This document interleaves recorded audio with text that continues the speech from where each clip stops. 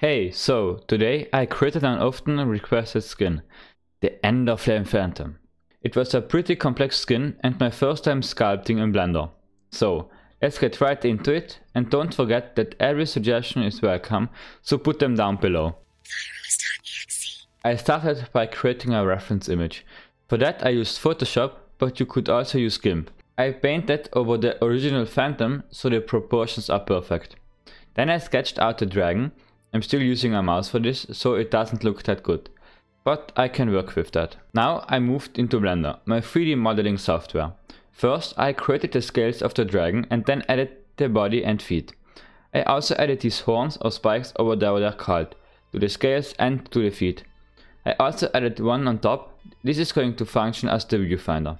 This is just a quick block out before I'm going to go into more detail. Speaking of detail, let's move to the head. I initially was really scared of this part, because I've never done a dragon's head, or even any head for that matter. And clearly my first version looked really weird, but after I cleaned it up, it looked pretty good. I also added horns to the head, and that improved it a lot. After the head I added a temporary tail. I also started working on the magazine. I used the cell fracture add-on to get it split apart, and then used a clever combination of modifiers to get the rocky distortions. I quickly moved to the foot that sits over the magazine and created the fingers with the claws. Now I created the big foot, also known as the handle.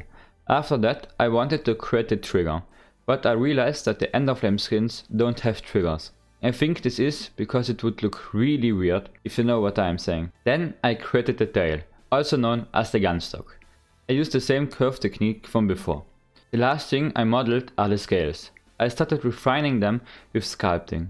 I also worked on the body. There I added the scales to the underside. Next I started adding the textures and refining some small parts. For example the viewfinder or these purple flames. After this it was all done, and I worked on animating it. I rigged the dragon and then started animating. After that I set up the lights and then pressed render. Now enjoy the animation and don't forget to like and subscribe.